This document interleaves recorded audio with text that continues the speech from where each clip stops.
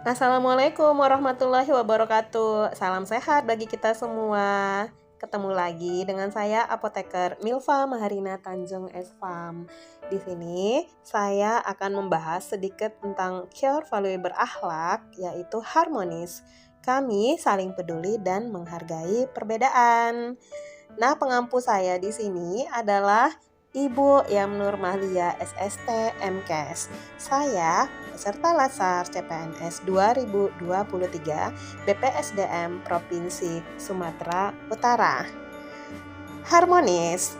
Harmonis di sini tentu kita mendengarnya saja sudah sangat bahagia. Karena harmonis ini adalah saling peduli dan menghargai perbedaan. Harmonis perlu kita implementasikan dalam kehidupan kita sehari-hari, baik di lingkungan kerja, di lingkungan keluarga, maupun di lingkungan pertemanan kita. Harmonis di sini yaitu perilaku yang menghargai setiap orang apapun latar belakangnya. Contoh, kita kerja di pelayanan kesehatan. Nah, saya sendiri yang berjabatan sebagai seorang apoteker tentu menghargai setiap orang apapun latar belakangnya, yaitu di sini adalah pasien kita sendiri. Saya bisa memberikan contoh, ada pasien BPJS dan pasien umum. Pasien BPJS dan pasien umum yang datang kepada kita membawa resep yang telah berobat di dokter, tentunya kita tidak boleh membeda-bedakan dalam melakukan pelayanan kepada pasien. Misalnya, jangan melakukan pelayanan terlebih dahulu kepada pasien umum, tapi berikanlah pelayanan itu sesuai antriannya.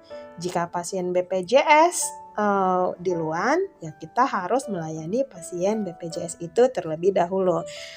Lakukan pelayanan seramah mungkin, berikan pelayanan informasi obat sejelas mungkin, baik pada pasien BPJS maupun pasien umum.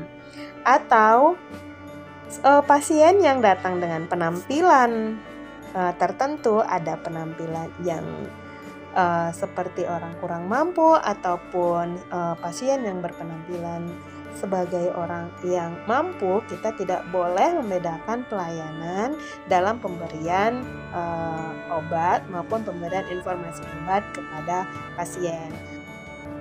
Poin yang kedua adalah suka menolong orang lain. Contoh di sini adalah kita siap untuk membantu teman kita yang sedang mengalami kesulitan dalam menyelesaikan tugasnya, terlebih jika tugas kita sendiri sudah terselesaikan.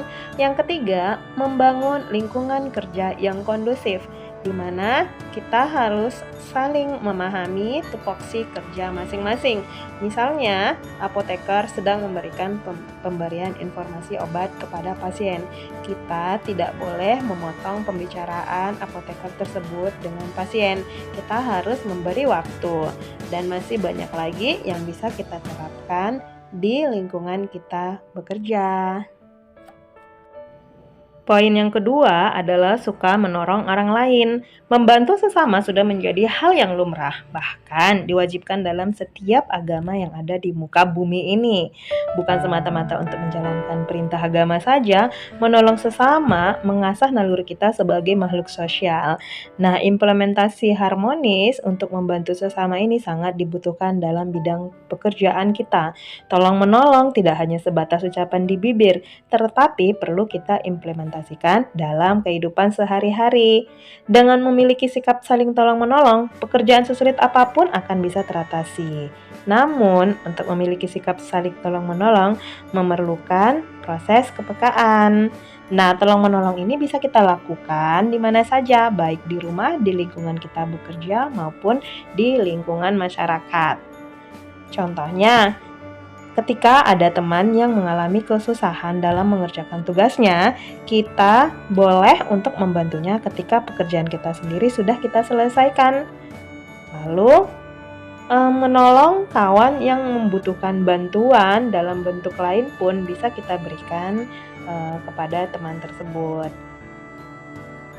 Dengan kita bantunya pekerjaan seseorang itu, kita bisa mempercepat selesainya pekerjaan, mempererat persaudaraan, pekerjaan yang berat menjadi lebih ringan. Lalu kita bisa menumbuhkan kerukunan antar teman sejawat dan menghemat tenaga kerja karena dikerjakan bersama-sama.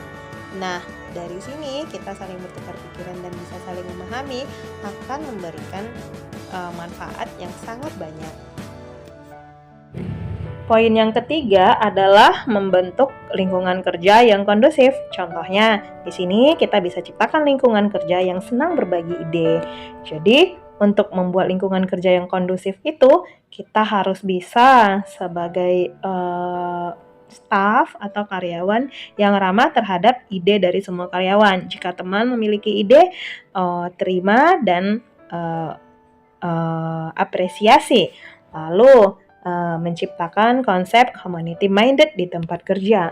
Maksudnya di sini adalah kita bisa membuat lingkungan kerja kondusif itu dengan menciptakan konsep community minded ini agar karyawan bisa saling mengenal dan akrab dengan satu sama lain. Nah, jika sesama staf, contohnya di puskesmas sudah akrab, konsep tersebut juga akan diperlukan untuk menghilangkan rasa canggung dan tidak nyaman ketika kita para staf ini harus melakukan kolaborasi pengobatan misalnya. Jadi menciptakan konsep community minded ini di tempat kerja dapat dibangun dengan membudayakan saling sapa, saling senyum. Cara ini cukup efektif dalam membangun komunitas di tempat kerja. Nah, bisa juga kita berikan contoh buat suasana nyaman di lingkungan kerja.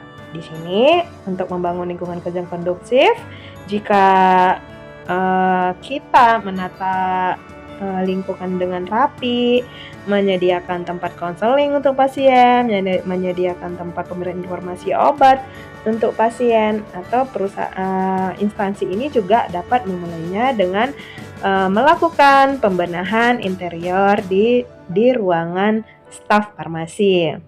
Lalu contoh yang lain juga bisa kita berikan kebebasan untuk para staf di lingkungan kerja. Jadi staf yang hanya duduk di satu tempat dalam waktu yang lama akan cenderung bosan. Jadi diharapkan staf bisa berkunjung ke ruangan-ruangan staf lainnya untuk membantu kerjasama yang lebih erat lagi. Oke, baiklah. Cukup sekian podcast saya hari ini. Semoga kita sebagai ASN bisa mengimplementasikan sikap harmonis di lingkungan kerja tempat kita bekerja. Terima kasih.